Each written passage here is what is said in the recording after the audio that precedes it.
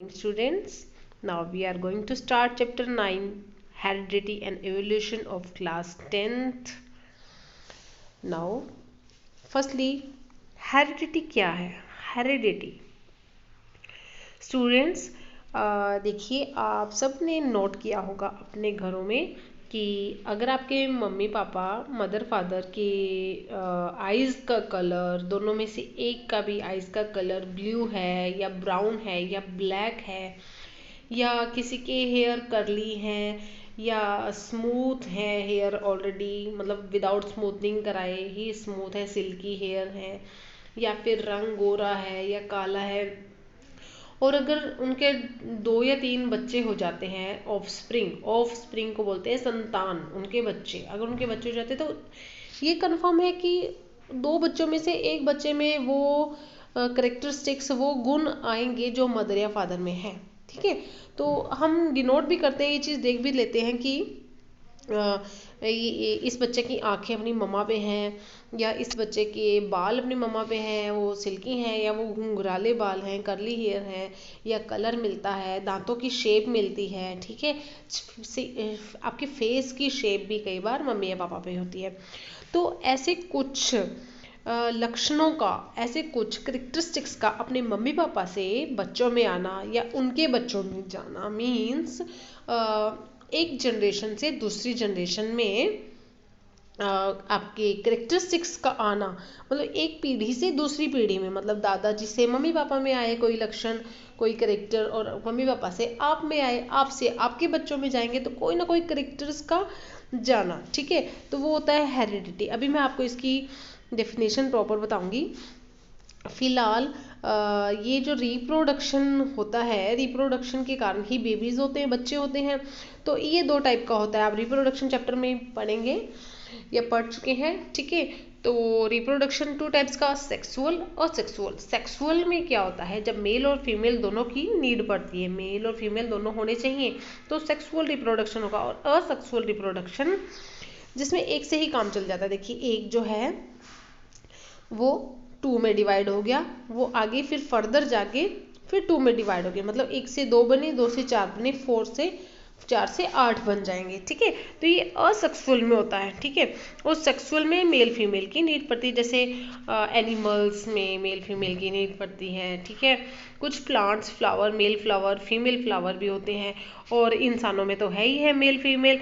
Only mail बच्चे पैदा नहीं कर सकता, ओनली फीमेल बच्चे पैदा नहीं कर सकता, मेल फीमेल की नीड पड़ती है। ठीक है, तो ये है हेरिडिटी की करेक्टरिस्टिक्स का एक पीढ़ी से, एक जनरेशन से दूसरी जनरेशन में जाना। अब बात है कि ये आते कैसे हैं लक्षण। जो डीएनए होता है, DNA deoxyribose nucleic acid, DNA होता है जो बच्चों, वो 90% सब इंसानों का सेम होता है। जो 10% डीएनए ना, वो ही डिफरेंट होता है। ठीक है, जो 10% डीएनए डिफरेंट होता है, तो उसकी वजह से आपके अंदर कुछ चेंजेस दिखते हैं। ठीक है, जैसे अब देखो, आप सब देखते हैं कि सबके 2 आंखें हैं, एक नाक है, 2 कान हैं, होंठ हैं।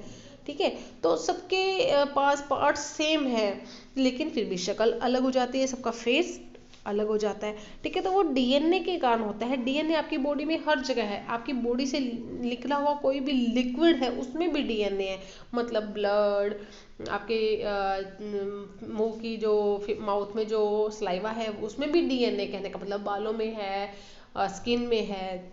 ठीक है, आपकी बोन्स में है, नेल्स में है।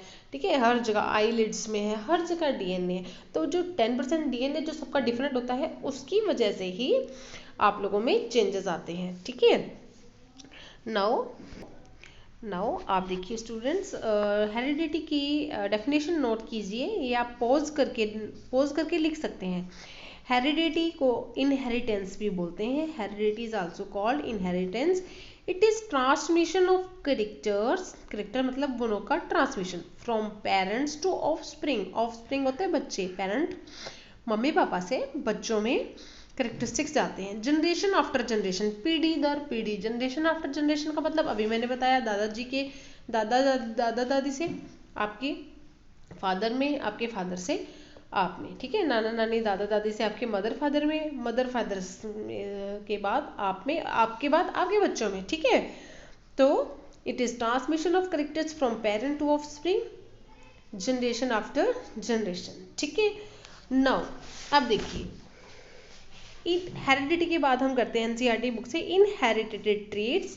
इनहेरिटेड ट्रेट्स में बच्चों ऐसा होता है, देखिए आप ना अपने घर में जितने भी मेंबर्स हैं, या आप अपने फ्रेंड सर्किल में देखिए, आप अपनी क्लास में देखिए, इवन सबके ईयर को ध्यान से देखिए। कुछ बच्चों का ईयर इस तरह से आपके चिक की स्किन के साथ टच होता है, कुछ बच्चों का ईयर इस तरह से डिफरेंट होता है। ठीक है, थोड़ा सा अलग होता है, ठीक है, सेपरेट होता है आपके चिक से। ठीक है, तो ये हेरिडिटी पे डिपेंड करता है, मीन्स आपके घर में मम्मी या पापा में से एक जने का, एक लोग का, मम्मी या पापा में से एक का कान सेम ऐसा होगा। अगर किसी बच्चे का कान इस टाइप का है जो कि टच है स्किन से, चिक की स्किन से टच है, तो श्योर है कि मम्मी पापा में से एक का कान ऐसा होगा। और अगर इस टाइप का कान है जो सेपरेट है, ठीक है, तो मम्मी पापा में से कान ऐसा होगा उसका। ठीक है, एक का। ठीक है, तो आप अपने क्लास में देखिए, तो ये है इनहेरिटेड कैरेक्टर्स जो अपने आप आए हैं, मतलब जन्म से हैं, जन्मजात हैं। जो जन्म से ही कैरेक्टर्स आते हैं वो इनहेरिटेड ट्रेट्स होते हैं। ठीक है, ठीक है बच्चों। इसके बाद है इनहेरिटेड ट्रेट्स के बाद कुछ एक्वायर कैरेक्टर होते हैं। एक्वायर होते हैं जैसे ह्यूमन बीइंग खुद लेता है। जैसे सपोज कि किसी बच्ची के बाल कर्ली हैं, तो वो पार्लर पे जाएगी और उसकी स्मूथनिंग करा लेगी। ठीक है, उसके अंदर करेक्टर तो भगवान जी ने कर्ली हेयर वाला डाला है ना, उसके जीन तो कर्ली हेयर वाले हैं, आगे उसके भी जब बच्चे होंगे तो उनमें कर्ली हेयर ही आएंगे। ये तो जो स्मूथनिंग करवाई है उसने, स्ट्रेट करवाई है बाल, वो तो पार्लर से आर्टिफिशियल मेथड से करवाई है, समझ गए आप। ठीक है, और इस तरह से कुछ लोग अपने नोज की सर्जरी करवा लेते हैं और अपने फेस की सर्जरी करवा लेते हैं ताकि वो सुंदर दिखे, लेकिन वो होता है एक्वायर करेक्टर जो वो खुद करते हैं। लेकिन जो आपको जन्म से मिलता है, ठीक है, जो आप जब पैदा होते हैं तो वो जो करेक्टर आपको जन्मजात मिलते हैं, जिसको आप खुद से चेंज नहीं कर रहे, ठीक है, जो जन्म से है इस टाइप का, उनको बोलते हैं इनहेरिटेड करेक्टर। और जो आप खुद से चेंज करवा रहे हो सर्जरी करवा कर या कुछ भी, तो उसे बोलते हैं एक्वायर करेक्टर। ठीक है स्टूडेंट्स,